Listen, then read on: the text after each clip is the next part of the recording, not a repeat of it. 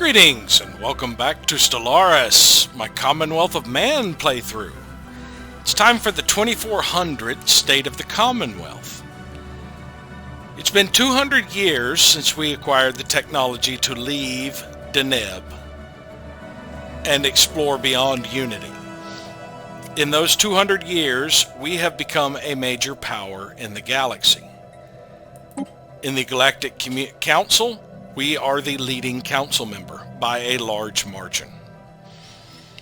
And we are on our way to trying to set ourselves up as Galactic Emperor.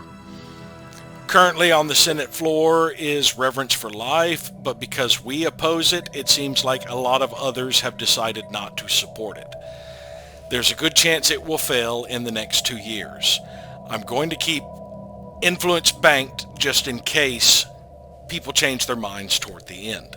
We have established dominance over multiple aliens that surrounded us and have a large variety of vassals at this point.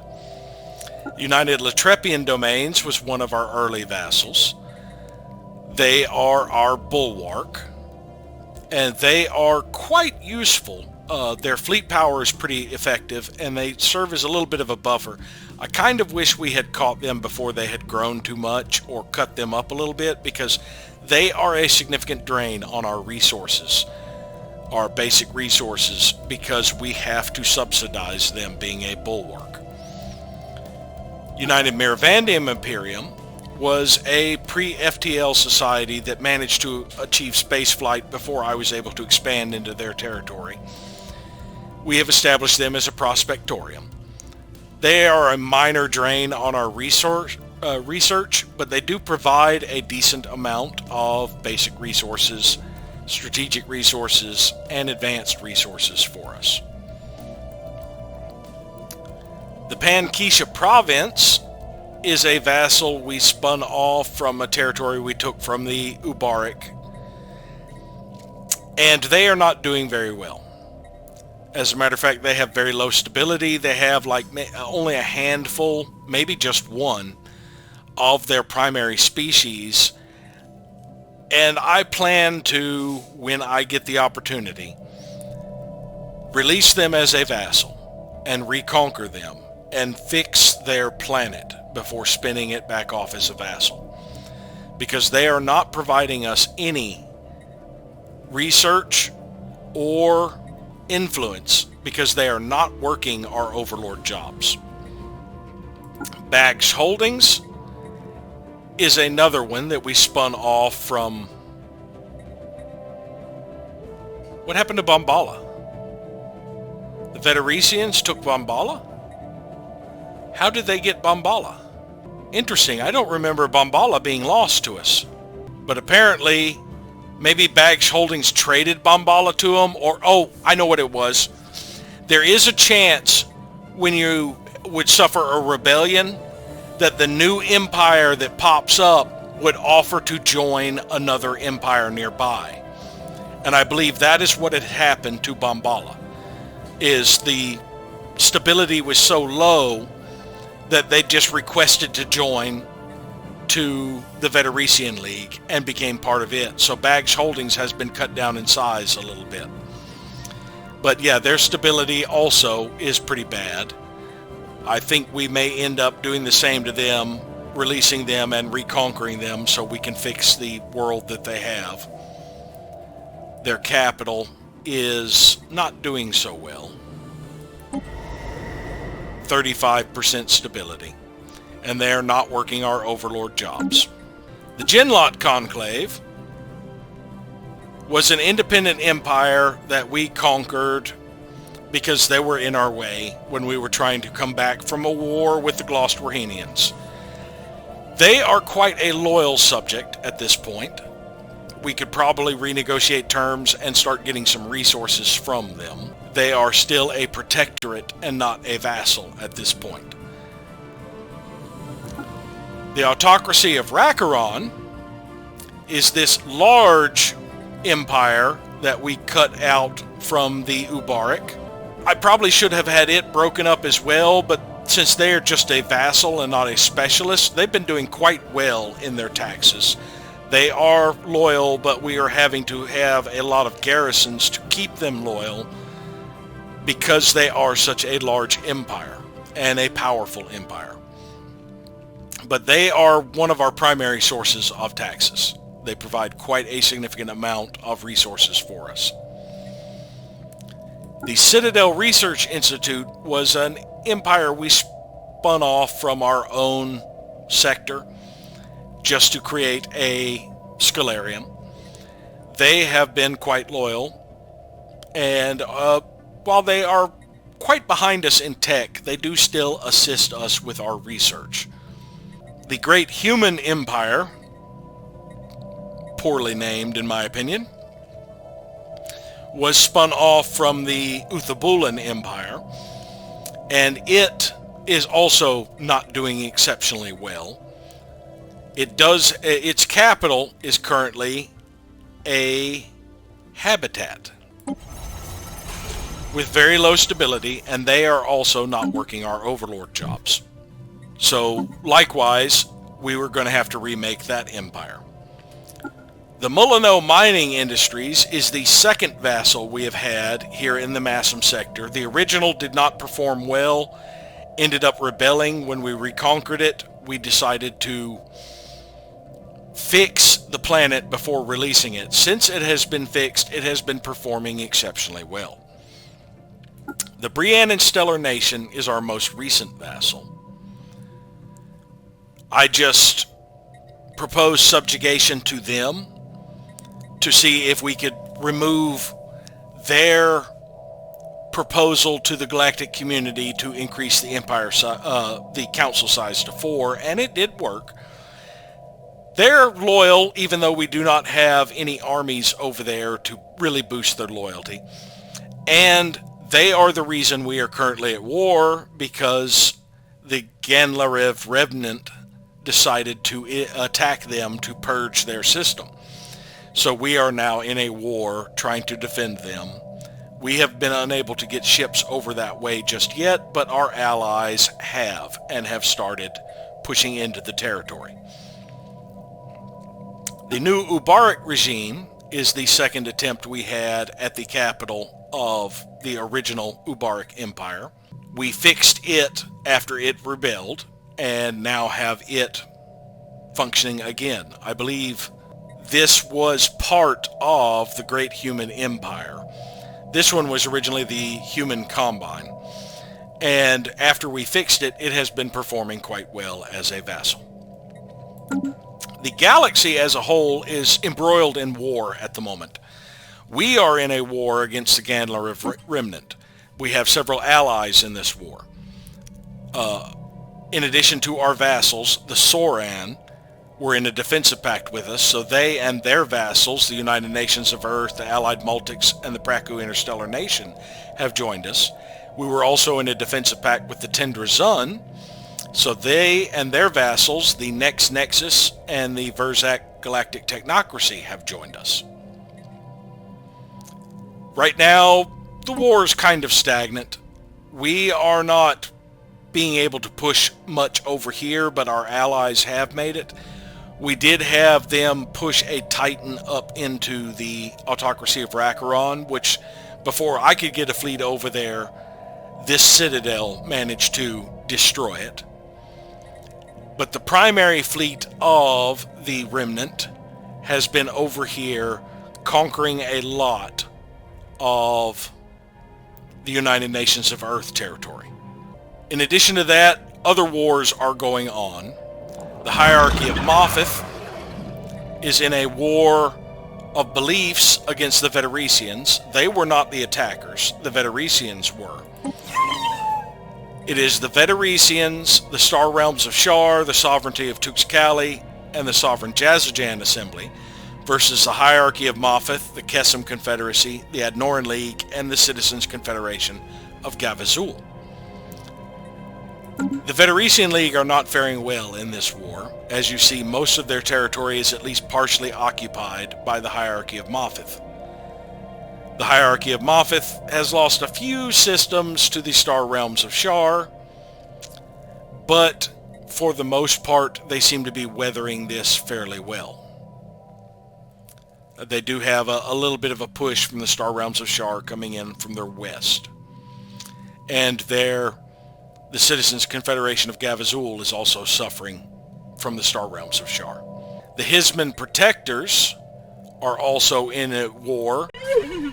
They initiated a war against the Star Realm of Shar, Sovereignty of Tuxcali, Sovereign Jazajan Assembly, Dar Forge, Sorin Combined Clans, United Nations of Earth, Allied Multics Territories, and Praku Interstellar Nation, attempting a holy purge. Apparently one of these empires has colonized one of their sacred worlds, but they are not doing very well in this. I think they have already lost their fleet and have the Star Realms of Shar pushing into their territory. Also at war is the Picarian-Felnal War of Ideologies, where the Picarians and the Rakutum Imperium decided to wage war against the Felnal Cooperative, the Nation of Selnok Prime, and the Democratic Glirin Union.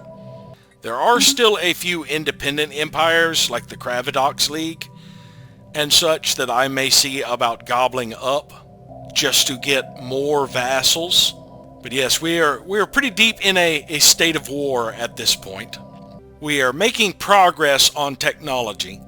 We are up to the point where we are picking quite a few that take quite a while. And we are about 2 years away from starting our final tradition. As far as overall victory conditions, the score victory will take place in 200 more years. We're at the official halfway point of the game. We are steadily climbing up. We are not that far behind the Star Realms of Shar. We do have a ways to go to catch the two top leaders, the Gloswarhenians and the Sorin Combined Clans. The Gloswarhenians, we have been picking on since the start of the game, basically, when they joined the Allied Independent Systems, which we've been trying to tear apart. My plan is to continue that. We'll probably take the Miravandians away from them next, if we do not get a chance to just push into the Veterisians, because I'm going to have to wait until the Hierarchy of Moffith have finished their war, because I believe the Veterisians are going to lose a lot of territory here. And we may end up pushing in through the Miravandian Coalition and the Miravandian Enterprises and picking up a few more vassals this way. We cannot actually declare vassalization wars on them, because not only are they in a federation, most of these are already vassals to someone else. Our fleets are still in the process of upgrading.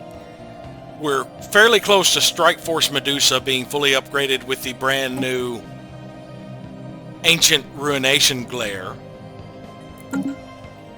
And Strike Force Hippogriff has one battleship and one cruiser left to upgrade. Then the only one that will need reinforcements after that is Strike Force Hippogriff. Once these upgrades are completed, I would like to get the reinforcements done for Hippogriff before I start another war, so that I can start banking minor artifacts in case I need to replace ships. We are in the process of upgrading our Science Nexus in the Finn Habana system. It has still got over 5 years before it is upgraded, and then it will have one more upgrade after that one. And our first gateway will be online in about 3.5 years, after which we should be able to start heading over this way to assist with dealing with the Ganla Remnant. We are a little over a year away from assisting the Infinity Machine with its calculations at the black hole in Gargantua. And as for our colonies, Unity, our capital, is at the peak of its development for the moment. We have achieved Ascension Tier 2, and we are close to being able to unlock the next Ascension Tier. as soon as my monthly gain of Unity gets to about 5,000 a month, we should be able to upgrade this to the next Ascension tier. And it is also going to be the first planet that I convert to an ecumenopolis. As soon as I have figured out whether or not I'm going to need my influence for making sure that the reverence for life fails, I will see if I have enough to start the archaeology project. It takes 10 years, so I want to get these started fairly soon.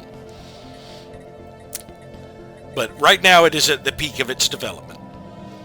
It is currently in the process of replacing human workers with Praku and shifting the humans off-world to Proclos, where they can serve as bureaucrats. When it becomes an ecumenopolis, I will be able to shift these administrative complexes and the hyper-entertainment forums up to districts, which would allow me to expand the research on this planet. It has had a mastery of nature performed, and it is where we brought the Memorex, the enhanced learning program we got from one of our archaeological digs. So in addition to the capital bonuses of 15% resources from jobs, it's getting another 20% from the Memorex. When it becomes an ecumenopolis, it will get a further 20%, so it will be giving over 50% bonus resources from jobs from the planet itself, not counting bonuses I get empire-wide. The orbital ring is almost fully upgraded. It has been giving us more habitation modules and has an orbital embassy complex. The final building slot will be used for an orbital filing system, most likely, because we will have bureaucrats here. With a 50% base bonus, having the bureaucracy here just makes perfect sense. Flaxington, one of our early colonies, will not be converted into an ecumenopolis. It is a research center designated as a mining world that also provides a lot of exotic gases for us.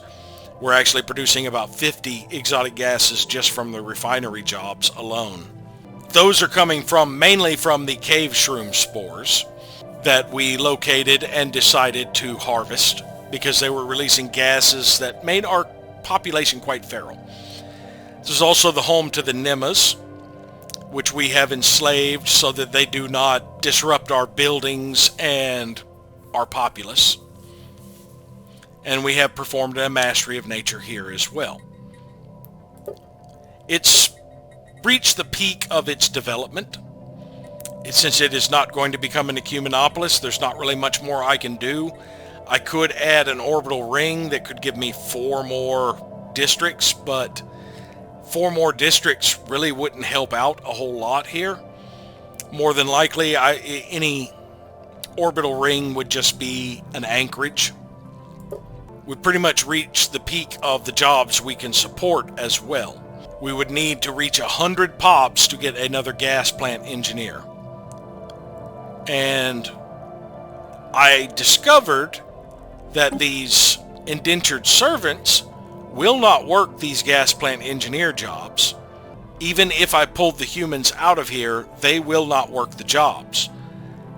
So I'm going to have to leave the humans here as the engineers and let the Prakus serve as the refiners and translucers and chemists. Dawnlight, our third colony, has a little bit more development it can do, but not a significant amount. I do have a building slot I have done nothing with because I am busy shifting population mainly to worlds that need it, and there's not really much else I can add here in the way of a building other than a less effective refinery or administrative office or research facility, or maybe a stronghold. But I was saving that for a Ministry of Production when I unlock the tech, because I'm not going to get any further buildings right now. However, this planet is likely to become an ecumenopolis, even though it has a lot of agricultural districts it will probably be shifted to an ecumenopolis, at which point I will get all of the building slots unlocked and be able to do more with this world. I have performed Mastery of Nature here, and we are in the process of growing and assembling more Praku to replace the human artisans, which we can shift over to bureaucrat and researcher jobs. And it appears they have displaced one of my entertainers with a human. We can go ahead and resettle them from Dawnlight to Proclass and make sure our entertainer slot is full by shifting up a clerk. St. Natchbul was a primitive civilization we conquered. Currently it is being scanned by the enigmatic cache. We have performed a Mastery of Nature here as well.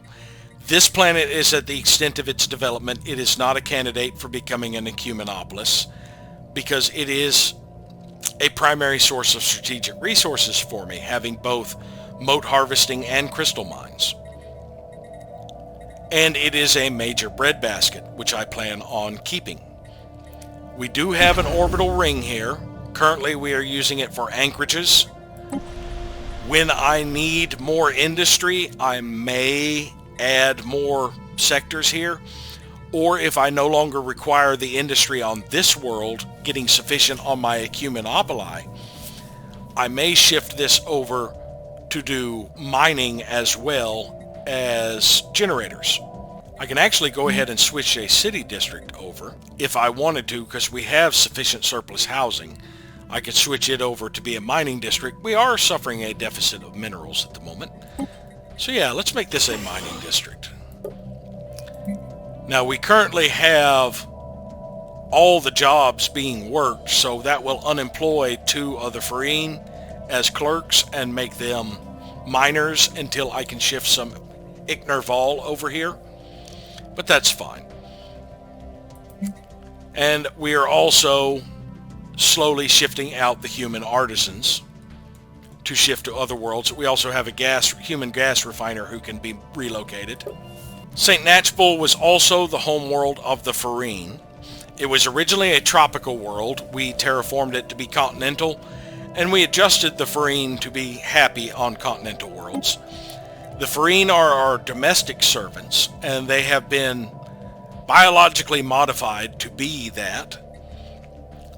They are quite effective as our domestic servants, so even if I shift 2 Iknerval over here to be the miners, they will simply shift to being servants and still boosting amenities. Doran is another primitive civilization we conquered. It was the home to the Iknerval, the species we have made our chattel slaves primarily as miners. It has reached the extent of its development, and I am unsure whether or not I would convert it to an ecumenopolis. I don't believe I will, because I have added extra chemical plants here. At best, I might switch it from generator to refinery, or even mining world. We have performed a Mastery of Nature here. Now the Iknerval are our primary miners and have been genetically modified to be very effective at it and docile. And this planet is pretty much producing population of any type to send elsewhere. Finn Castle is a planet we terraformed, I believe. It is not a candidate for being an ecumenopolis because of the gas extraction wells. We also do have a chemical plant on here to bolster our mote production. It doesn't have great generator districts, but the fact that it has 2 gas extraction wells means I will probably keep this planet as it is. It is designated as a forge world and has reached the extent of its development until such time as we can get an orbital ring. Then I could either expand the industry or pick up the agriculture districts that are here if necessary. It is in the process of replacing the human metallurgist with the Praku, and we still can perform a Mastery of Nature here if we desire. Now another thing I can do is I no longer need 6 city districts. So I can replace one with the sole mining district I have to help with my mineral deficit at the moment. Mindos is another planet we terraformed. This one has multiple mote harvesting traps on it, and we have also set up several chemical plants to support that. It's unlikely to be a candidate for an ecumenopolis, so we are using it for mining, and it is designated as a factory world. We have yet to perform a mastery of nature here, and we are in the process of replacing the human artisans with Praku. Hawksworth is another terraformed world. This one we intentionally tide-locked to maximize its energy production, available generator districts. It's reached the extent of its development for the moment, but it does have an orbital ring and has room for one extra module slot, and can still perform Mastery of Nature to get its full allotment of 16 generator districts. We are currently growing and assembling humans here to send to other worlds where they are needed. Destinicon was another terraformed world. This one had a strong magnetic field, which boosted a little bit of research and energy credits from jobs. We have already performed Mastery of Nature, so we made this a generator and research world.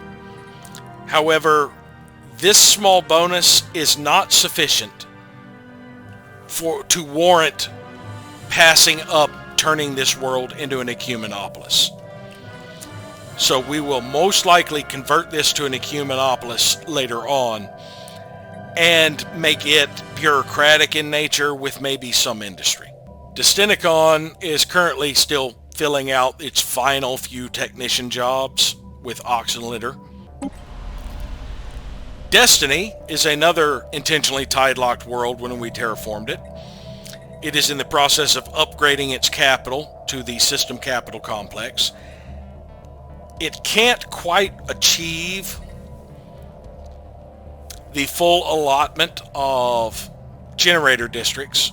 Well, with an orbital ring and Mastery of Nature, yes, it would finally get the full allotment. It has high gravity here, which increases the cost of districts and buildings and reduces habitability. However, it did allow us to get 2 extra districts, which is what's going to have this as a huge power producer for us. For the moment, it has reached the extent of its development and is simply breeding humans and assembling humans to shift to other worlds where I need them. Camelot is another terraformed world. This one is a prime candidate for becoming an ecumenopolis. We will shift the bureaucracy from the administrative complexes to districts, and that will clear up quite a few slots, which we will most likely use for fortresses and make this another world boosting our naval capacity. It has a lot of room for development because I haven't really developed much on it. Most of the jobs came from buildings, and I saw no real reason to pour into the districts on this world when there were other worlds that had available jobs that I could just breed people on this world to ship off to. We have performed Mastery of Nature and started an orbital ring here, which is currently in Anchorage, and we are just breeding personnel to send elsewhere. Leffingwell was another primitive civilization that we conquered. This was the home to the oxen litters, who we at first used as battle thralls, but have since converted to be chattel slaves serving as technicians for us. It is a forge world with a lot of fortresses on it. This is one of our primary sources of naval capacity, and we have performed Mastery of Nature here. It has reached the extent of its development. However, I have no issues converting this to an ecumenopolis. We would lose that one mining district I have. I can go ahead and get rid of that anyway and just use the Ichner Vol that are working here to become miners on one of the other worlds that I am building a mining district on. Proclos was the capital of the First League. It was originally a relic world, which we have restored to its ecumenopolis state. It is a primary research world because it gets 20% to all resources for being an ecumenopolis, plus another 10% to research for being a former relic world.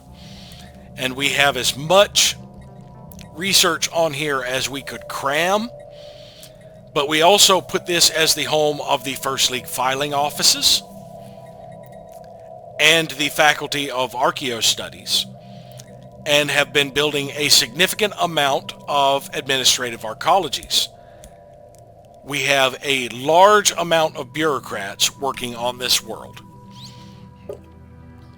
We currently have 113, and we still have room for 9 more and 2 more archaeologies along the way. That'll be another 12 extra, and still the capacity to build 5 further districts. We have been using its orbital ring as an anchorage, but when I need more district slots, I could easily start converting these to habitation modules. I have sufficient surplus naval capacity right now. I could stand losing this small amount. And it is growing and assembling humans to be the bureaucrats. Bastion is another world we terraformed. We are currently using it for agriculture and energy production. However, this is another ecumenopolis candidate and will be a fortress world of sorts, in addition to probably being shifted over to be a forge world.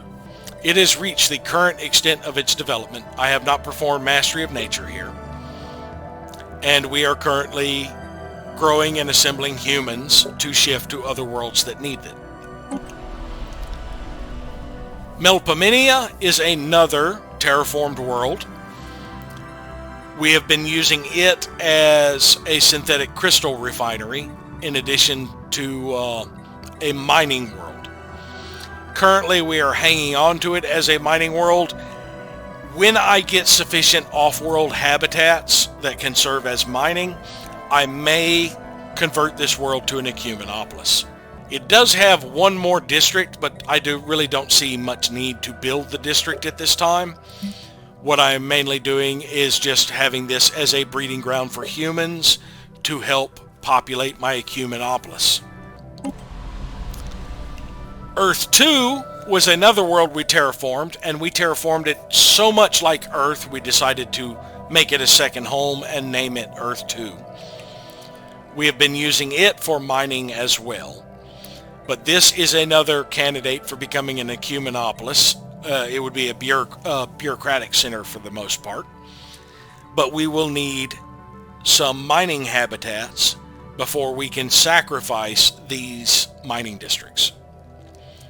It does have more room for development, but again, I am developing my ecumenopolis primarily, so I saw no reason to further develop industry on this world. I may pick up the generator districts and agriculture districts if I feel I need them. But for now, there's no real reason for me to further develop this world when I can use this as a breeding ground to help populate worlds I need more. Right now, I am in the process of breeding Praku and Farine here.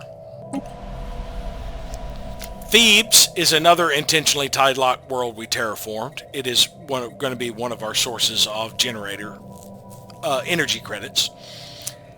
And it also is being used for synthetic crystal plants. It has an orbital ring that is in the process of being built. It's just at the first tier right now. It is very close to being able to build a system capital complex. And right now I'm just having it grow whatever. There's no further development I can do here. I've been assembling Praku to shift to other planets and allowing what humans or whatever wants to grow here to grow.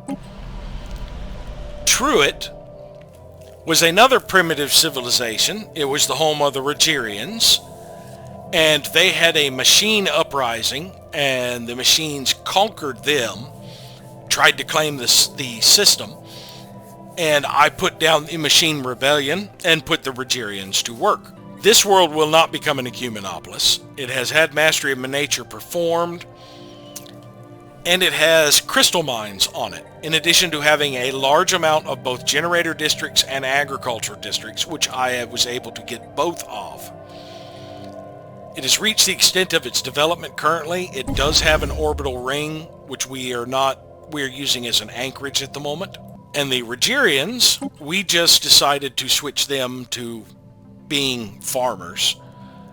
And that's pretty much all that is left of the Rigerians, is these few crystal miners and the farmers.